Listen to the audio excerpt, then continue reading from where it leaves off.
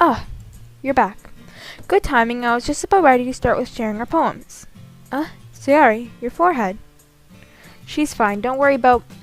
I was playing with crayons and smacked my forehead into the shelf.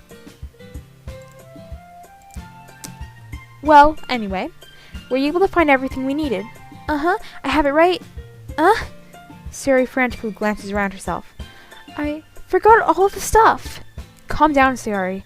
I have it all right here. I found the poster paper too. Sounds like you ended up doing all of the work, Helena.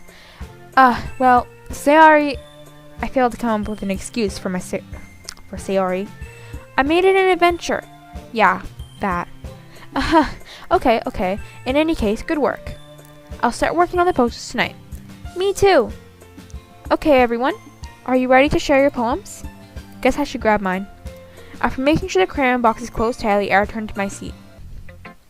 I think unintentionally, I'm getting hints. Hi again, Selena. How's the writing going?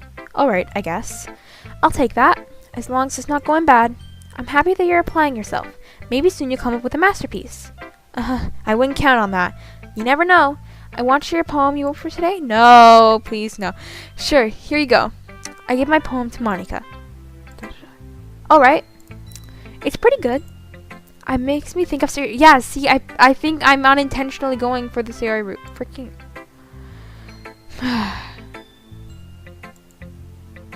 You two are like the dynamic duo. That's kind of exaggerating it. Yeah, probably.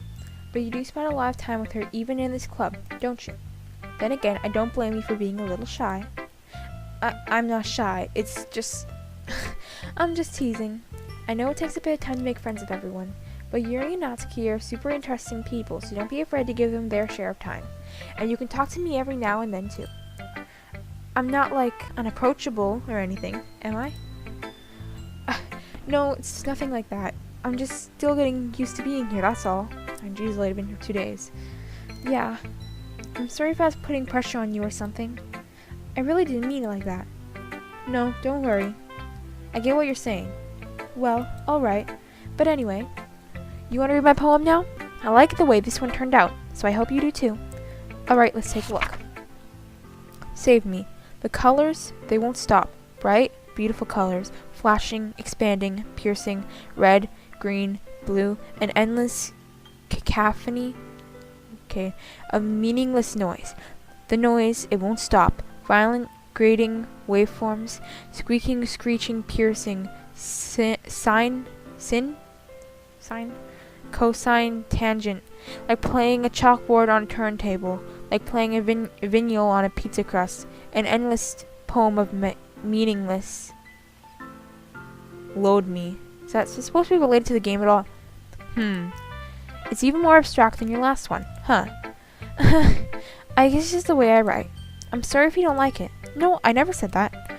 It's just a kind of thing that I've never really seen before, I guess.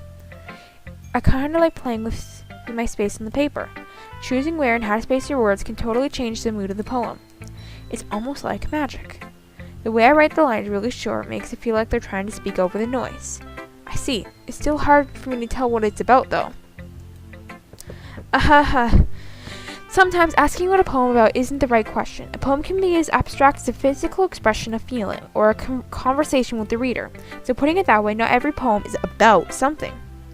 Anyway, here's Monica's writing tip of the day. Sometimes you'll find yourself facing a difficult decision. When that happens, don't forget to save your game. You never know when you might change your mind. What? That's a writing tip? Or when something unexpected may happen. Wait, is this even a tip about writing? You broke the frickin' fourth wall, lady! What am I even talking about? Yeah, ha ha. Ha ha ha. That's my advice for today. Thanks for listening. Who should show my poem to? Let's see what you've written for today. Well done, Selena. Your skills are really improving. Really? Thanks, Yuri. Coming from you, that means a lot. It's nothing. I'm just happy to help inspire fellow writers. I know you are new to this, so don't worry so much if it seems like you can't get your poem to feel perfect. You don't need to be afraid to be a little more daring. Metaphors can go a long way. Don't feel like you need to work your brain like turning a bunch of gears. Try letting your mind wander through your feelings, and write down things you see and hear. That's one way to truly enable your reader to see into your mind. It's a very intimidating exercise. I see. That's certainly an interesting technique. Thanks for sharing. I have, well, an example of that, if you'd like to read it. Of course. Is this the poem you wrote for today? Yuri nods and timidly hands me her poem. The Raccoon. It happens in the dead of night while I was slicing bread for a guilty snack. Same, I can relate to that. My attention was caught by a scuttering of a raccoon outside my window. That was, I believe, the first time I noticed my strange tendencies as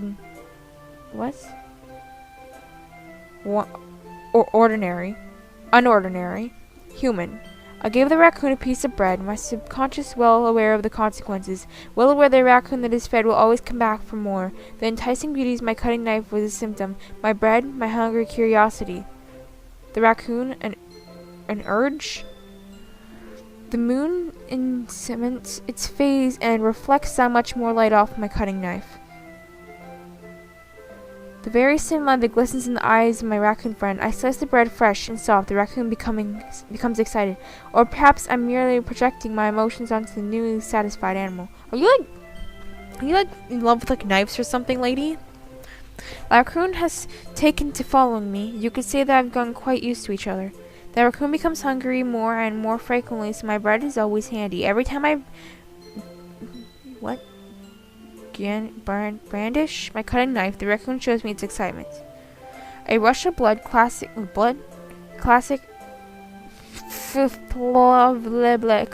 conditioning. I slice the bread, and I feel myself again. You love bread. I was a little more daring with this one than yesterday's. I can see that. It's a lot more metaphorical. I don't understand half your words. I don't know if it's my fault, but I can't begin to imagine what this poem is about.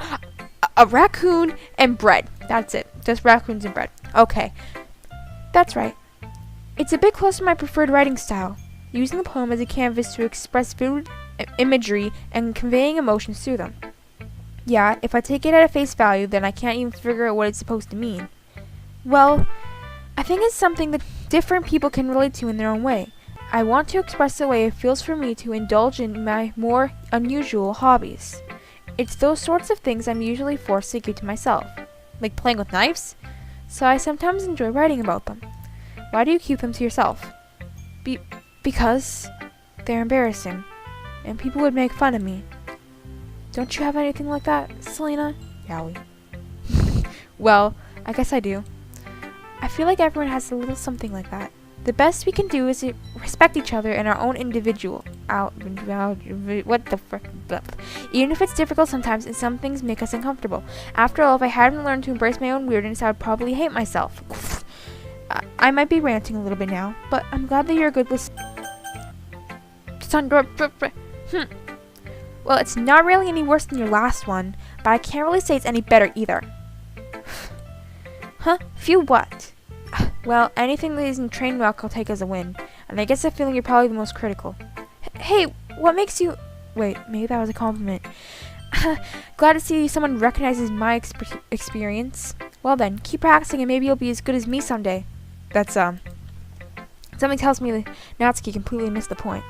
Come to think of it, this kind of reminds me of Sayori's poem from yesterday. You think so? Yeah, well, I guess if you've been friends with her for so long, you might be on the same wavelength. Yeah, I'm pretty sure I'm not Sayori's route. But you never really struck me as her type.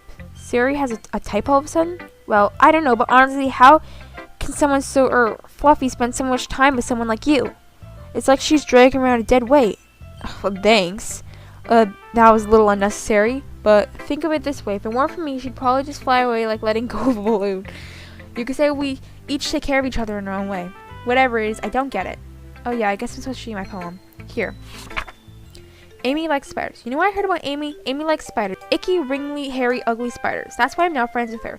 Amy has a cute singing voice. I heard her singing my favorite love song. Every time she sang the chorus, my heart would pound to the rhythm of the words. But she likes spiders. That's why I'm now friends with her.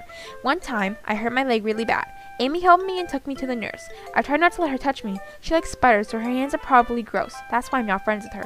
Amy has a lot of friends. I always see her talking to people. She probably talks with spiders. What if her friend starts to like spiders too? That's why I'm not friends with her. It doesn't matter if she has other hobbies. It doesn't matter if she keeps it private. It doesn't matter if it doesn't hurt anyone. It's gross. She's gross. The world's better off without spider lovers, and I'm gonna tell everyone. Wow, you sound like a 5-year-old. Not bad, right? It's quite a bit longer than yesterday's. Yesterday's is way too short. I was just warming up. I hope you don't think that was the best I could do. No, of course not. Anyway, the message is pretty straightforward in this poem. I doubt I have to explain it. Sometimes you can explain the complicated issues with much simpler analogies. And it helps people realize how stupid they're being. Like anyone who agrees that the subject of this poem is an ignorant jerk. Well, the frick, of course it is! Do you know people like that? Of course, it's about everyone thinks my... That doesn't matter. It can be about anything. I write it to be easy to relate to. Everyone has some kind of weird hobby or a guilty pleasure. Something that you're afraid if people finding out they make fun of or think less of you. But that just makes people stupid. Who cares what someone likes as long as they're not hurting anyone and it makes them happy? I think people really need to learn to respect others for liking your things. Huh, that's funny. Yuri wrote about something similar today. Huh? Did you say Yuri? Yeah. She said her poem was about an unusual hobby of hers. I didn't really get it, but she said something similar to yours. People should make each other feel insecure about things. Really? Well, I mean, Yuri's pretty weird, so I wouldn't doubt she has some weird hobbies. Not that there's any...